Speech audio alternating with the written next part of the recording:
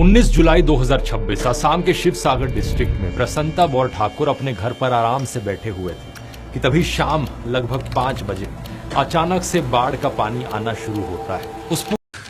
तू समझा? हाँ। नहीं, तू समझा नहीं। पूरे एरिया में उनका घर सबसे ऊंचा था, जहां इससे पहले कभी बाढ़ का पानी नहीं आया था। लेकिन 19 जुलाई की उस शाम 2 घंटे के अंदर अंदर पानी उनके सीने तक पहुंच गया। बचने के लिए प्रसन्नता ने बिस्तर पर कुर्सियां रखी और उनका परिवार पूरी रात इन्हीं कुर्सियों पर बैठा रहा।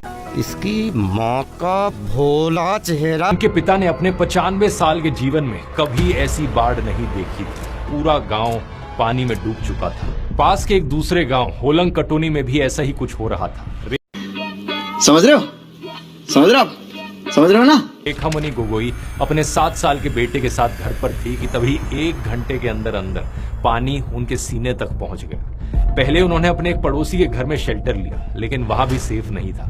तो रात के लगभग 8 बजे पड़ोस की महिलाओं ने रेखामणि को उनके बच्चों के साथ एक पेड़ पर चढ़ा दिया। माँ और बेटे पूरी रात लगभग 12 घंटे तक उसी पेड़ पर बैठे रहे। ये कहानी दोस्तों सिर्फ इन 2 परिवारों की नहीं है। पिछले कुछ दिनों से असम में हजारों लोगों को इसी तरह की सिचुएशंस फेस करनी पड़ रही है। न्यूज चैनलों में इसकी बहुत कम बात हो रही है। अबे जल्दी बोल, कल सुबह पनवेल निकलना है। लेकिन असम इस वक्त पिछले 60 सालों में सबसे खराब बाढ़ का सामना कर रहा है। लगभग 80 से ज्यादा लोगों की मौत हो चुकी है और 2 तू समझा? हाँ। नहीं, तू समझा नहीं। लाख से ज्यादा लोग अफेक्टेड हैं। लेकिन सबसे अनफॉर्चुनेट चीज ये है दोस्तों कि असम में अब ये लगभग हर साल की कहानी बन चुकी है। बाढ़ आती है, हजारों करोड़ का नुकसान होता है, लोग मरते हैं, सरकार बाढ़ से निपटने का वादा करती है। मैं आज इस सभा के माध्यम से पूरे असम की जनता को आश्वस्त करने आया हूं कि एक 5 साल हमें और दे दीजिए। असम को बाढ़ मुक्त बनाने का काम भारतीय जनता पार्टी की सरकार। लेकिन ये फंस गया सीएम। बदलता कुछ नहीं। असम में हर साल इस तरीके से बाढ़ क्यों आती है, ये समझने के लिए हमें इसकी ज्योग्राफी जाननी जरूरी है। नक्शे पर देखोगे तो असम ब्रह्मपुत्र और बराक नाम की 2 नदियों की घाटियों में बसा हुआ है। 3 तरफ से पहाड़ियों से घिरा है और पानी निकलने के लिए बांग्लादेश की तरफ से सिर्फ एक छोटा सा आउटलेट है। जब इन पहाड़ियों पर पानी बरसता है तो वो सारा एक साथ असम में जाता है और इसी कारण से असम का 40% हिस्सा हमेशा से फ्लड प्रोन रहा है। इस बार भी जो असम में बाढ़ आई उसका कारण ऊपर की पहाड़ियों में हुई बारिश है। 18 और 19 जुलाई को नागालैंड के वोखा, मोकोकचुंग और मोन डिस्ट्रिक्ट्स और असम के चराईदेव डिस्ट्रिक्ट में नॉर्मल से बहुत ज्यादा बारिश हुई। नागालैंड में 8 से 9 घंटे के अंदर ही 137 मिलीमीटर बारिश हुई, जिसे असम सरकार ने बाढ़ का प्रमुख कारण बताया। मोकुकचुंग में नॉर्मल से 493% ज्यादा और चराईदेव में 436% ज्यादा बारिश हुई और इससे कुछ ही घंटों में असम की नदियों में पानी डेंजर लेवल को क्रॉस कर गया। समझ रहे हो ना? स्पेसिफिकली कहा जाए तो असम की सबसे बड़ी नदी ब्रह्मपुत्र। पर यूनिट एरिया में देखा जाए तो ब्रह्मपुत्र पूरी दुनिया में अपने पानी के साथ सबसे ज्यादा सेडिमेंट्स लेकर जाने वाली नदी है। इन सेडिमेंट्स को हिंदी में गाद कहते हैं, जो बेसिकली मिट्टी और पहाड़ों के मलबे से आते हैं। ब्रह्मपुत्र तिब्बत में ओरिजिनेट होकर अरुणाचल प्रदेश से होती हुई असम में आती है और ये रास्ता बहुत अनस्टेबल है। लगातार पूरे रास्ते के दौरान पहाड़ों का मलबा टूटकर इसमें गिरता रहता है और बहुत ज्यादा सेडिमेंट्स इकट्ठे होते रहते हैं। इनकी मात्रा इतनी ज्यादा होती है कि दुनिया की सबसे बड़ी नदी अमेज़न रिवर जो साउथ अमेरिका में है, उससे भी लगभग 5.5 गुना ज्यादा सेडिमेंट्स ब्रह्मपुत्र में देखने को मिलते हैं पर स्क्वायर किलोमीटर। अब क्योंकि पहाड़ों में ढलान बहुत ज्यादा होती है तो इसके कारण ये सारे सेडिमेंट्स नदी के साथ ही बहते चले जाते हैं। लेकिन अचानक से जैसे ही असम के प्लेन्स आते हैं ये ढलान एकदम से कम हो जाती है तो नदी के पानी की स्पीड भी गिर जाती है और ये सारे सेडिमेंट्स यहीं जमा होने लगते हैं। अब इसी कारण से हर साल ब्रह्मपुत्र का जो रिवर बेड है वो धीरे धीरे थोड़ा थोड़ा ऊपर उठता रहता है और जो नदी की पानी कैरी करने की कैपेसिटी है ये कम हो जाती है और पानी आसपास के एरियाज में फैलने लगता है। इसके नंबर्स बहुत शॉकिंग है। तू समझा? हाँ। नहीं, तू समझा नहीं। साल 1912 और 1928 के बीच हुए सर्वे में ब्रह्मपुत्र 3870 स्क्वायर किलोमीटर में फैली हुई थी, लेकिन 2006 तक आते आते यही एरिया 6000 स्क्वायर किलोमीटर हो चुका था। कई जगहों पर तो ब्रह्मपुत्र नदी की चौड़ाई 15 किलोमीटर तक बढ़ चुकी है। और ये कोई नई चीज नहीं है, ये सिलसिला सदियों से धीरे धीरे चलता आ रहा था। और फिर 15 अगस्त 1950 को आसाम में एक 8.6 मैग्नीट्यूड का अर्थक्वेक आता है। भारी पैमाने पर लैंडस्लाइड्स होती हैं, पहाड़ टूटकर ब्रह्मपुत्र में गिर जाते हैं। सेडिमेंट्स इतनी मात्रा में जमा हुए कि नदी का रास्ता जो था वो एकदम से बंद हो गया। लेकिन पानी का फोर्स तो इतना होता है कि इसे रोक पाना पॉसिबल नहीं, तो नदी ने अपना एक दूसरा रास्ता बना लिया। साथ ही सेडिमेंट से इसका रिवर बेड भी और ऊपर उठ गया। डिब्रूगढ़ के पास ब्रह्मपुत्र का रिवर बेड लगभग 10 फीट तक ऊपर उठ गया, सिर्फ उस एक अर्थक्वेक की वजह से। इतनी तबाही मची कि इसे बोलिया पानी कहा जाता है, यानी पागलपन से बहता पानी। इस अबे जल्दी बोल, कल सुबह पनवेल निकलना है। अर्थक्वेक के बाद आसाम में और ज्यादा इंटेंसिटी से बाढ़ आने लगी। ब्रह्मपुत्र हर कुछ साल में रास्ता बदलने लगे। इससे होता क्या कि कभी कभी तो नए इलाकों में बाढ़ आ जाती है, तो कभी कभी पुराने फ्लड प्रोन एरियाज इतने सूख जाते कि वहां पानी ही नहीं बचता। बाढ़ का नक्शा हर कुछ दशकों में नए सिरे से लिखा जाता है, और कुछ ऐसा ही इस साल भी हुआ। आसाम में फ्लड्स आमतौर पर ब्रह्मपुत्र के किनारे वाले जिलों में आते हैं। धेमाजी, लखीमपुर,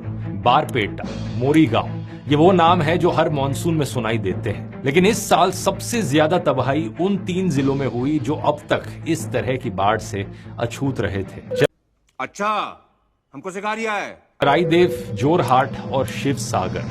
यहाँ के लोगों का कहना है कि उनके दादाओं और नानाओं ने भी इतनी भयानक बाढ़ नहीं देखी थी। इस इलाके में ऐसी भयानक बाढ़ आखिरी बार 1950 में आई थी, उस अर्थक्वेक के समय। आसाम के मुख्यमंत्री हिमंता बिस्वा शर्मा ने भी कहा है कि इन जिलों के लोग और अधिकारी इसके लिए बिल्कुल तैयार नहीं थे, क्योंकि यहाँ ऐसी भयानक बाढ़ का कोई इतिहास ही नहीं है। 12 जिलों के 856 गांव पूरी तरीके से पानी में डूब चुके हैं, जिससे लाखों लोग प्रभावित हुए।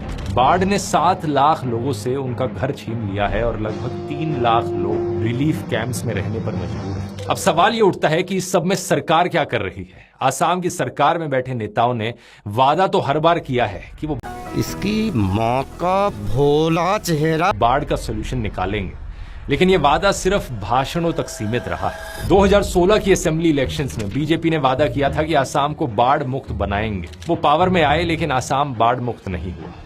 ये फंस गया सीएम। 2017 में बाढ़ आई, 160 लोगों की मौत हुई। 2017, 18, 19, 20 लगभग हर साल बाढ़ आई और हर साल लगभग 100 से 200 लोगों की मौत हुई। 2021 में जब असेंबली इलेक्शंस का समय आया तो होम मिनिस्टर अमित शाह ने लगभग हर रैली में यही वादा दोबारा दोहराया। आसाम को बाढ़ मुक्त बनाने का काम भी भारतीय जनता पार्टी की सरकार करेगी। और इस रुको जरा, सबर करो। जब अप्रैल 2026 में असेंबली इलेक्शंस हुए तो बीजेपी ने लगातार तीसरी बार अपने मैनिफेस्टो में बाढ़ मुक्त आसाम की बात करी। लेकिन एक बार फिर से यहाँ आसाम 60 साल की सबसे भयानक बाढ़ में डूबा हुआ है। पिछले 10 सालों से और अगले 5 सालों तक एक ही सरकार रहेगी आसाम में। क्या इतना समय काफी नहीं है आसाम को बाढ़ मुक्त बनाने के लिए? बाढ़ इसकी माँ का भोला चेहरा के सॉल्यूशन के नाम पर सिर्फ एक ही काम किया जाता है हमेशा। ब्रह्मपुत्र के किनारों पर एम्बैंकमेंट्स, यानी मिट्टी, कंक्रीट और सीमेंट की दीवारें बनाना। अभी तक आसाम में लगभग 4800 किलोमीटर लंबी एम्बैंकमेंट्स खड़ी की जा चुकी है। लेकिन जब भी बड़ी बाढ़ आती है, जब इनकी सबसे ज्यादा जरूरत होती है, तब ये कोई प्रोटेक्शन नहीं दे पाती और टूट जाती है। आज से 7 साल पहले 2019 में भी मैंने आसाम फ्लड्स पर वीडियो बनाया था और इस वीडियो में डिटेल में बताया था कि एम्बैंकमेंट्स आसाम में किसी काम की नहीं है। लेकिन फिर भी हर साल बाढ़ को कंट्रोल करने के नाम पर यही होता है। कुछ नई एम्बैंकमेंट्स बना दी जाती हैं और पुरानी एम्बैंकमेंट्स की मरम्मत कर दी जाती है।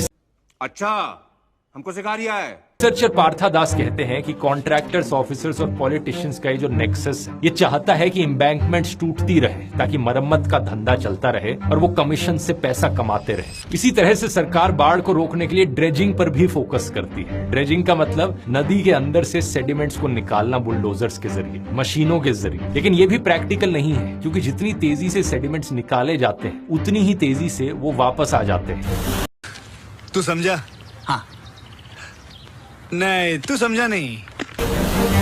सरकार की खुद की वेबसाइट देखिए क्या कहती है। असम सरकार की वाटर रिसोर्सेज डिपार्टमेंट की वेबसाइट पर साफ लिखा है कि असम में बाढ़ और इरोजन की समस्या को कम करने के लिए आज तक कोई लॉन्ग टर्म कदम नहीं उठाया गया है, सिर्फ शॉर्ट टर्म और इमीडिएट कदम उठाए जाते हैं। 2024 में भी जब असम बाढ़ में डूबा हुआ था तब भी मुख्यमंत्री हिमंता बिस्वा शर्मा ने कहा था कि असम में बाढ़ ज्योग्राफिकल फैक्टर से आती है जो सरकार के कंट्रोल से बाहर है। अब ये बात कुछ हद तक सच जरूर है दोस्तों, ये बड़ी अच्छी बात कही आप। लेकिन ये बात भी सच है कि सरकार कुछ उल्टे कदम यहाँ पर उठा रही है जिसकी वजह से सिचुएशन और खतरनाक बनती जा रही है। नेचुरल और जियोलॉजिकल फैक्टर्स के अलावा असम में फ्लड्स के पीछे दो और बड़े कारण बताए जाते हैं। अभी मजा आएगा ना भिड़ो। क्लाइमेट चेंज और डिफॉरेस्टेशन। क्लाइमेट चेंज के कारण पहले जितनी बारिश कई महीनों में होती थी अब कुछ दिनों में उतनी हो जाती है और एक दिन में 50 से 100 मिलीमीटर बारिश के इवेंट्स बढ़ रहे हैं। इससे जो फ्लड्स हैं वो पहले से ज्यादा और इंटेंस बन रहे हैं और ज्यादा तबाही मचा रहे हैं। इसी तरह डिफॉरेस्टेशन के बाद जब जमीन बंजर हो जाती है तो पानी ज्यादा रफ्तार से नीचे आता है और अपने साथ और ज्यादा मिट्टी लेकर आता है। अनफॉर्चुनेट चीज ये है कि इन फैक्टर्स को कंट्रोल करने की जगह सरकार डेवलपमेंट के नाम पर और पेड़ काट रही है, लगातार माइनिंग करे जा रही है जिससे ब्रह्मपुत्र में और ज्यादा मिट्टी आ रही है। सबसे शॉकिंग बात यह है कि असम में अभी तक कोई फ्लड प्लेन जोनिंग का कानून तक नहीं बना है। ये फंस गया सीएम। जोनिंग का कानून बताता है कि नदी के कितनी दूर तक बसना है, घर बनाना है और कहां खेती करनी चाहिए, कहां पर मना होनी चाहिए। 1975 में केंद्र सरकार ने राज्यों को फ्लड प्लेन जोनिंग का मॉडल कानून बनाकर भेजा था, लेकिन असम ने आज तक इस बिल को पास नहीं किया है। अब ये सब सुनकर आप सोचोगे कि आखिर सोल्यूशन क्या है यहाँ पर। इसकी माँ का भोला चेहरा। गुवाहाटी यूनिवर्सिटी में प्रोफेसर रहे परिमल सी भट्टाचार्य जी कहते हैं कि नदियों को कंट्रोल करना और ज्यादा डिजास्टर्स को इनवाइट करना है। इन ज्योग्राफिकल कंडीशंस को देखते हुए हमें बाढ़ के साथ जीना सीखना होगा। असम में बाढ़ को आने से रोकना पॉसिबल नहीं है, लेकिन इस बाढ़ से होने वाले नुकसान को रोकना जरूर पॉसिबल है। बाढ़ के साथ जीने का मतलब है कि ऊंची जगहों पर घर बनाए जाए, पक्के घर बनाए जाए, क्योंकि ज्यादा नुकसान वहीं होता है जहां ज्यादा कच्चे घर होते हैं। तू समझा? हाँ। नहीं, तू समझा नहीं। इसके अलावा हर गांव में ऊंचे प्लेटफॉर्म बनाए जाने चाहिए जहां पर पीने का पानी, सैनिटेशन और हेल्थ केयर जैसी सुविधाएं हों। फोरकास्टिंग और अर्ली वार्निंग सिस्टम्स को मजबूत किया जाना चाहिए और हर पंचायत लेवल तक डिजास्टर मैनेजमेंट ट्रेनिंग दी जानी चाहिए। 1990 के दशक में दोस्तों असम सरकार ने भी लिविंग विद फ्लड्स की स्कीम शुरू करी थी, लेकिन करप्शन के आरोपों के बाद इस स्कीम को वापस ले लिया गया। अब इस तरीके की स्कीम्स को ट्रांसपेरेंसी के साथ लाने की जरूरत है। ये फंस गया सीएम। इसके साथ ही रिलीफ एफर्ट्स को लेकर भी सरकार को अपना सिस्टम ठीक करने की जरूरत है। अभी एक वीडियो वायरल हुआ जिसमें लोगों को सरकार की तरफ से जो खाने के पैकेट्स दिए गए थे वो खाना ही खराब था, क्योंकि इन्हें सीधे बाढ़ के पानी में फेंक दिया गया।